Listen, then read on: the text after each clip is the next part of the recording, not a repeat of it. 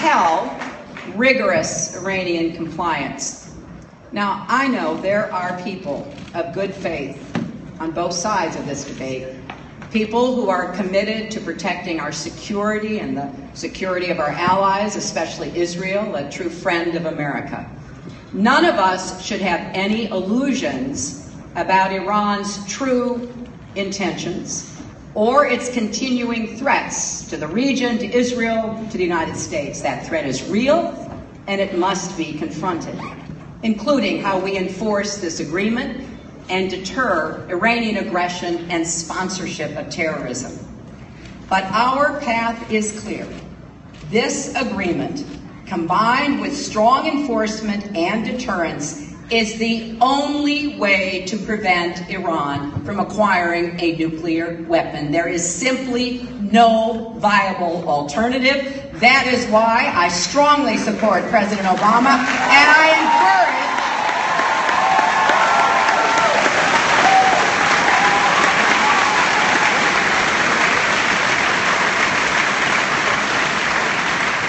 encourage all of you to get involved and let Congress know that you support the president as well. And when this debate is over, we need to come together to ensure that this president and the next president have the tools, resources, and support to send a clear message to Iran. Cheat, and you will pay. And when you threaten the region and Israel, you threaten America. We will keep confronting you on human rights and terrorism, and make no mistakes, we will never allow you to acquire a nuclear weapon. Not just during the term of this agreement, never.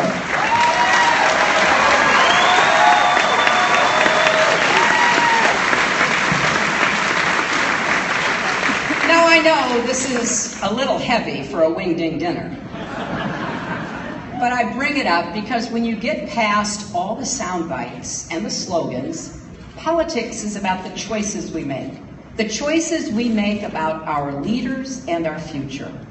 And this election has to be about who best understands the pressures facing our families and the challenges facing our nation.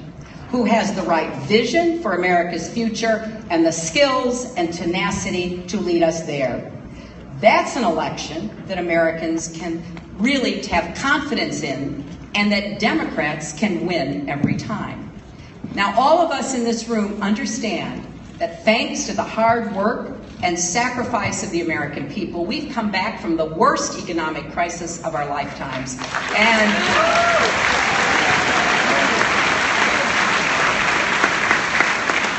And we're standing again, thank goodness, but we're not yet running the way America should. You see it in your own lives. Families are stretched in so many different directions, and so are your budgets. Out-of-pocket costs for everything from prescription drugs to childcare to college seem to go up a lot faster than wages. On my first trip to Iowa this year, I met a single mom who's juggling a job and classes at a community college while raising her 3 kids. She doesn't expect anything to come easy, but if she could somehow get a raise, everything wouldn't be quite so hard. Boosting incomes for hardworking families so they can afford a middle-class life is the defining economic challenge of our time.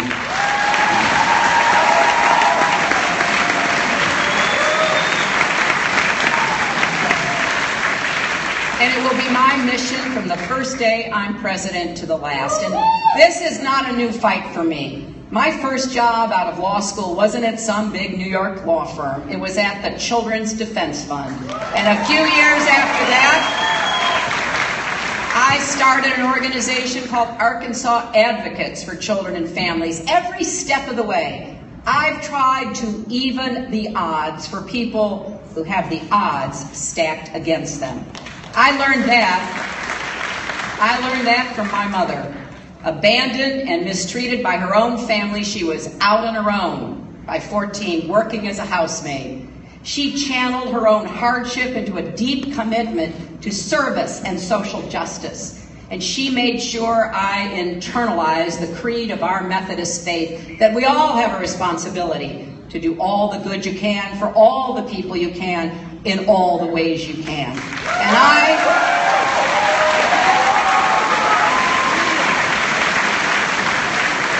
I think about that, and I think about her every day out on the campaign trail. Like when I met a young man here in Iowa who wanted to buy the bowling alley where he worked as a teenager. He'd gone to college, he had a plan, everything looked good, but then the bank took a look at his student debt and they balked. His dream almost died right there. I'm sure some of you have similar experiences. After all, 40 million Americans have student debt.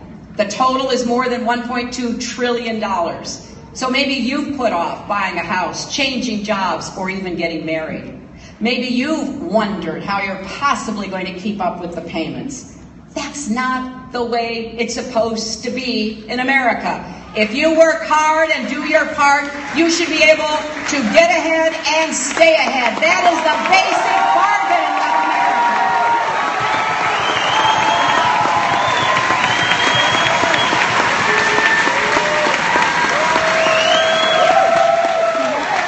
That's why this week I announced a major new plan to make college more affordable. No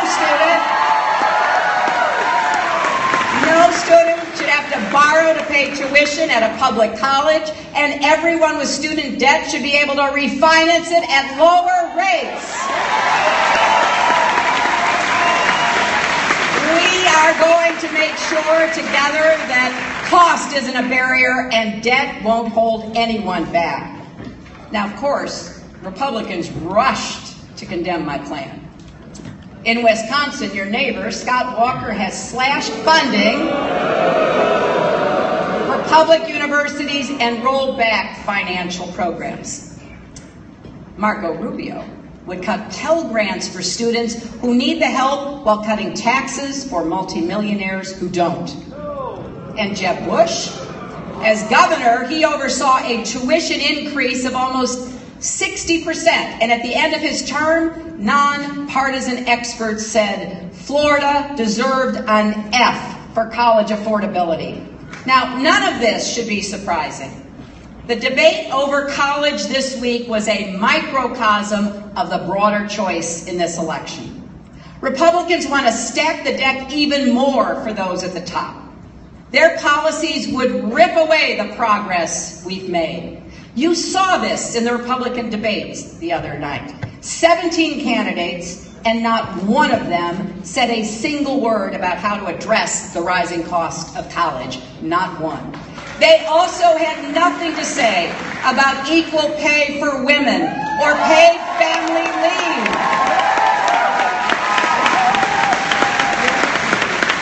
Or quality preschool for our kids so they can get the best start in life. No solutions for skyrocketing prescription drug costs, no commitment to end the era of mass incarceration, or to say loudly and clearly, yes, Black Lives Matter.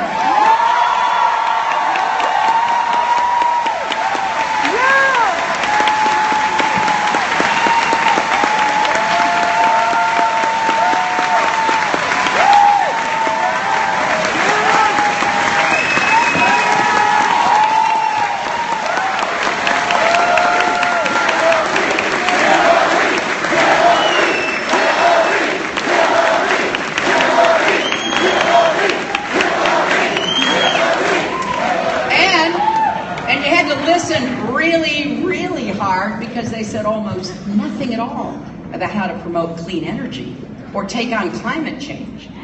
What do the Republican candidates stand for?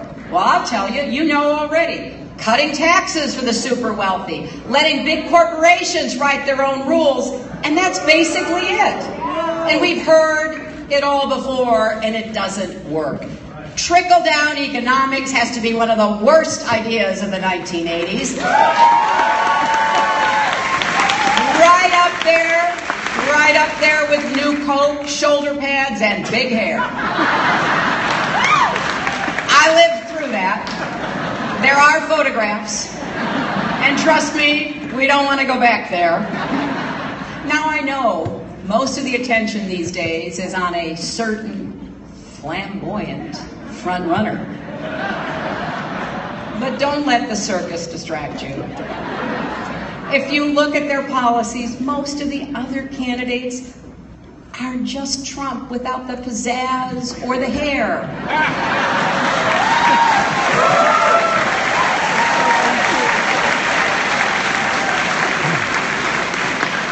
Yes, Mr. Trump says outrageous and hateful things about immigrants, but how many of the other candidates disagree with his platform?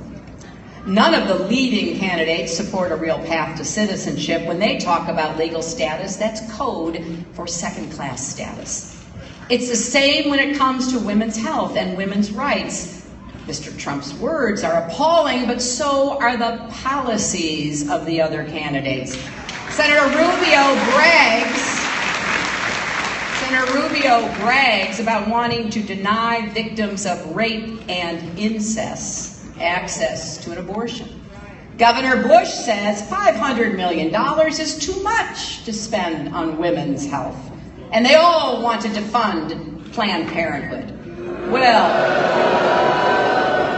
why don't they try telling that to the mom who caught her breast cancer early because she was able to get a screening? Or the teenager who avoided an unintended pregnancy because she had access to contraception? Or anyone who was protected by an HIV test? Now, this might work in a Republican primary, but it sure doesn't work in 21st century America.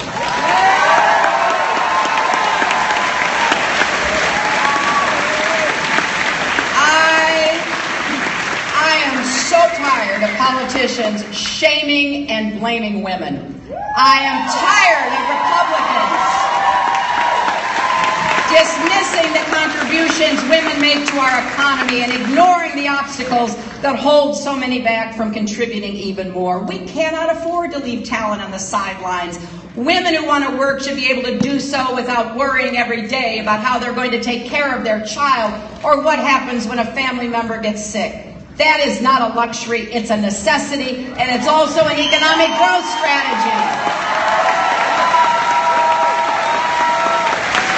You know,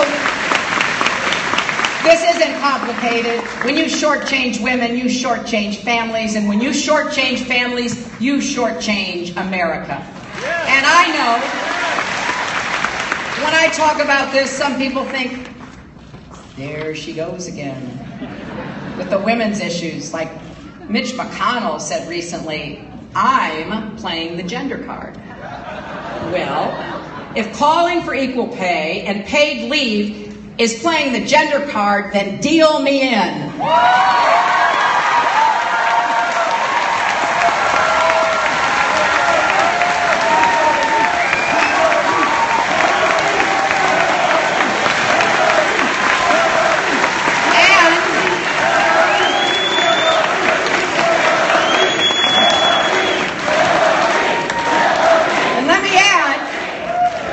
If helping more working parents find quality, affordable child care is playing the gender card, then I'm ready to ante up. Let's take this fight to them. If Republicans think they're going to win this election by demeaning or dividing women, then they're the ones not playing with a full deck. So, we all know we're going up against some pretty powerful forces that will say, do, and spend whatever it takes to stop me and stop you. We have to end the flood of secret, unaccountable money that is distorting our election, corrupting our political process, drowning out the voices and votes of people. We need justices on the Supreme Court who will protect every citizen's right to vote, not every corporation's right to buy elections.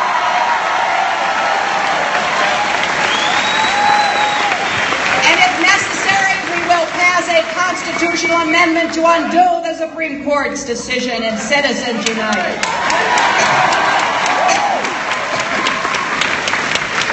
You know, I think you guys have been revving me up so much that I want to tell you, Citizens United was about me. Think how that makes me feel. A lot of people don't know that. But the backstory is eye-opening. The Republicans, I got some.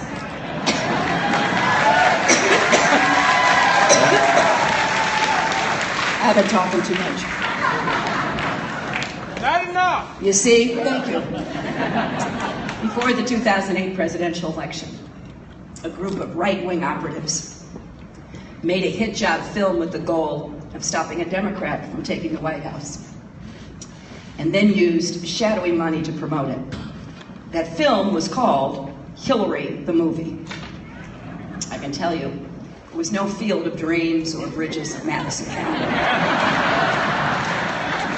They took aim at me, but they ended up damaging our entire democracy. We can't let them pull that same trick again. So for the past 8 years, Republicans and their allies have attacked President Obama with everything they've got. Now I'm in their crosshairs again. But the real target isn't me. It's everything you and I believe in. It's a progressive agenda that will help hardworking families get ahead. It's a fairer tax code and tougher regulations on powerful corporations. That's the fight we're in.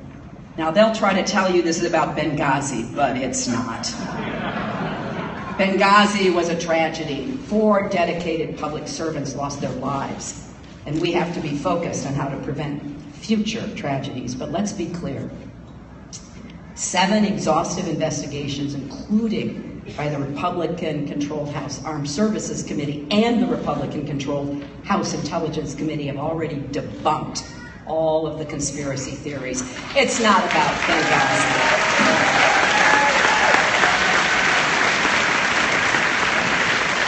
And you know what? It's not about emails or servers either. It's about politics. I will do my part to provide transparency to Americans. That's why I've insisted 55,000 pages of my emails be published as soon as possible. I've even offered to answer questions for months before Congress. I've just provided my server to the Justice Department. But here's what I won't do. I won't get down in the mud with them. I won't play politics with national security or dishonor the memory of those who we lost.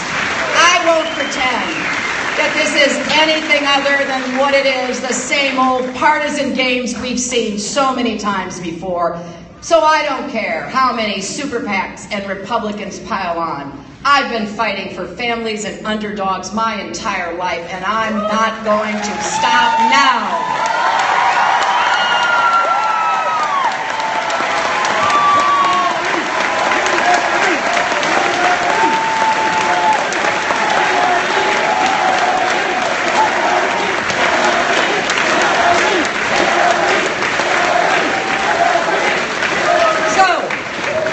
I got this from my mother too. She never let me forget why we keep fighting, even when the odds are long and the opposition is fierce. I can hear her saying, life's not about what happens to you, it's about do with what happens to you. So get back out there. And that's what I want all of us to do. Let's keep fighting to make sure everybody gets health care, just like I did when the insurance companies stopped us in the 90s. I found new partners, and the result was the Children's Health Insurance Program, which has helped millions of our kids. It's why, as a senator from New York on 9/11, I stood by our firefighters and our police and other first responders who were rushing to danger. And when they grew sick, I made it my personal mission to get them the care and support they needed. Nothing was more important. And it's why, as Secretary of State, I fought for the rights and opportunities of women and girls around the world.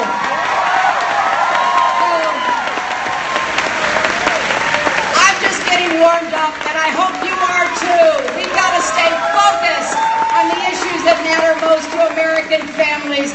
The Republicans don't have a clue. That's exactly what Republicans are hoping to avoid. If this election is about the future, our future, we're going to win against a Republican Party that is hopelessly out of touch and out of date. Don't look any further than right here in Iowa. You know what Governor Branstad has done to mental health and to education. So, all of us together, let's be focused on what this election should be about. Let's make sure that we reach out to everybody Democrats, independents, Republicans alike, to ask them what they want for themselves, their children, and their grandchildren. And you know, as we build this new America, I am absolutely confident we will be proud and confident about the future that awaits us. And we will even get to the point where in this new America that we are building together, a father will be able to say to his daughter, you can be anything you want, even President of the United States. Thank you all so much.